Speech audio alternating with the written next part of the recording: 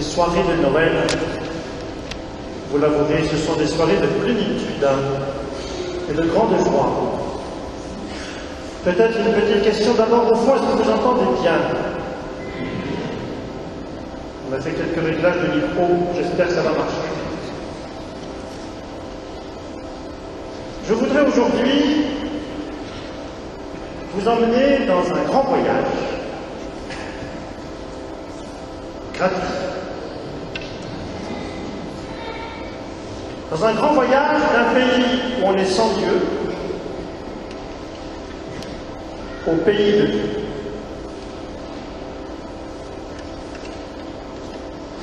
Est-ce que vous avez compté, dans la première partie de l'Évangile, jusqu'à la naissance de l'enfant, combien de fois on a cité le nom de Dieu?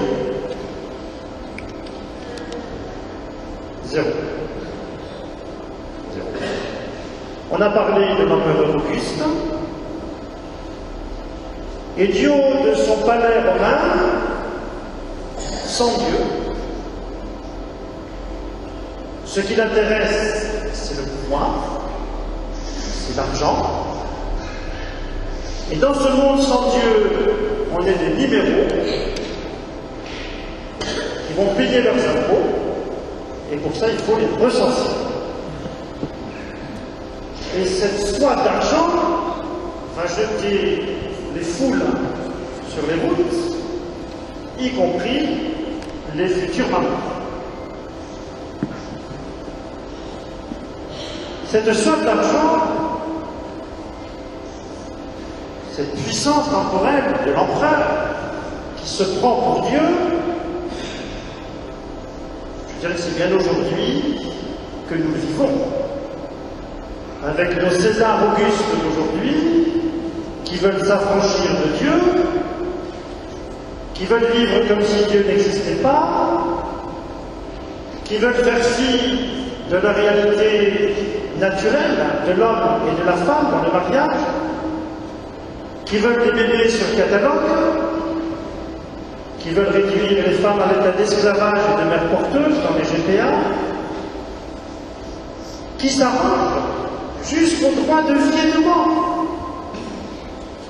Dans l'avortement, et maintenant l'euthanasie, on nous annonce un grand cri. Et tout cela avec l'hypocrisie de l'argument qu'on fait ça par amour des malades, à d'autres. Cette puissance temporelle des Césars, des Augustes,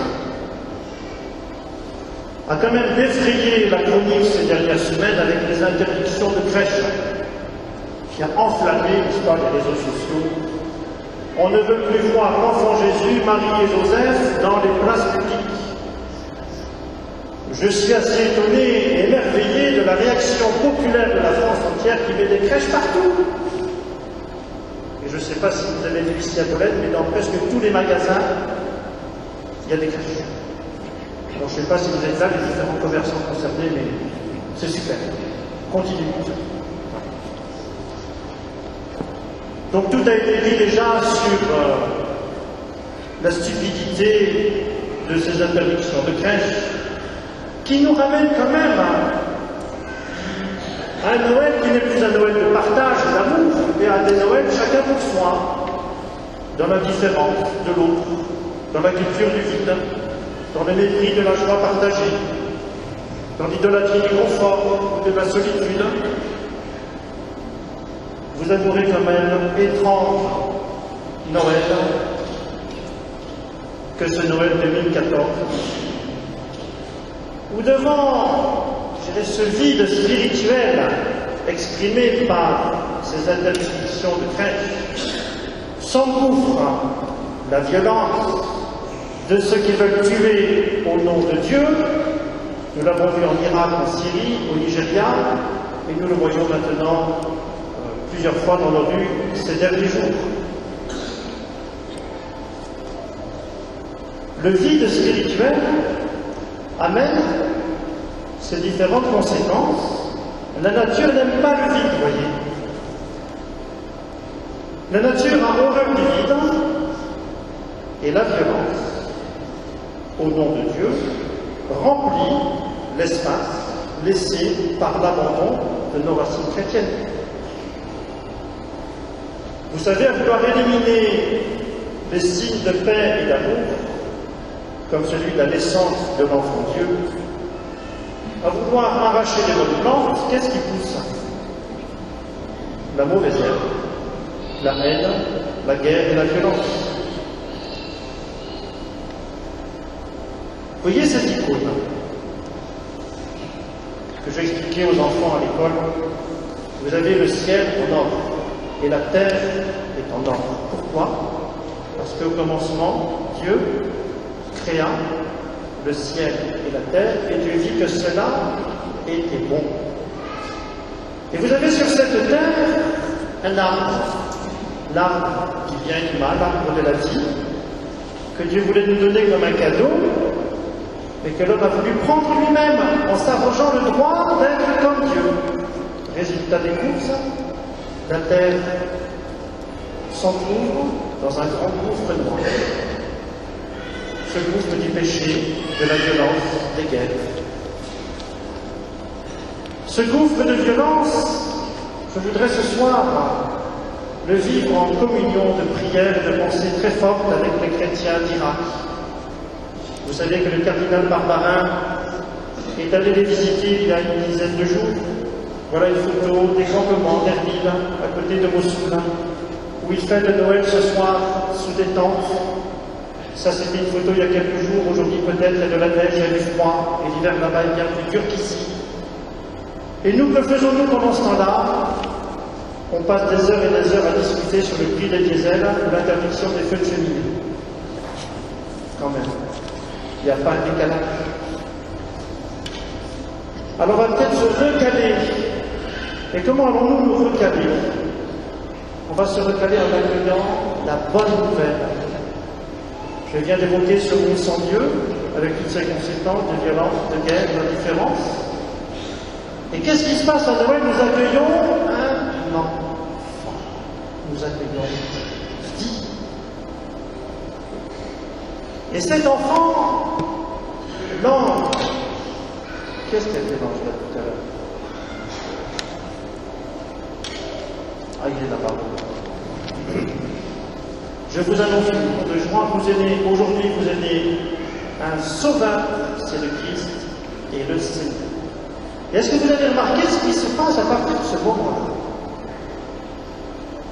La crainte disparaît, la joie revient dans les cœurs, les bergers se mettent en route pour aller trouver Marie, Joseph et toute la famille qui était là dans la salle commune, et Marie à côté de la salle commune pour la naissance, avec la mangeoire. Mais au milieu de toute une foule qui était là dans la maison, on se met en route dans la joie, dans la paix, on a retrouvé Dieu. Et aujourd'hui, vraiment, je vous invite à ce grand voyage pour retrouver Dieu et retrouver, du coup, la joie. Et cet enfant que nous accueillons ce soir, ce n'est pas des valeurs, ce n'est pas seulement des paroles d'amour, de paix, de ce que vous voulez. C'est une personne. C'est Dieu qui se dérange du ciel. C'est Dieu qui se fait l'un de nous par nos propres forces. On ne pouvait pas faire ce voyage jusqu'à Dieu. Alors c'est lui qui vient. Et nous l'accueillons comme une personne. Alors vous ne savez pas, mes amis, ce soir, Jésus frappe à la porte de vos cœurs.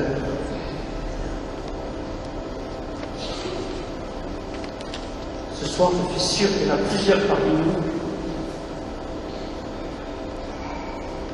que vous n'êtes pas venus à la messe ou à l'église depuis des mois.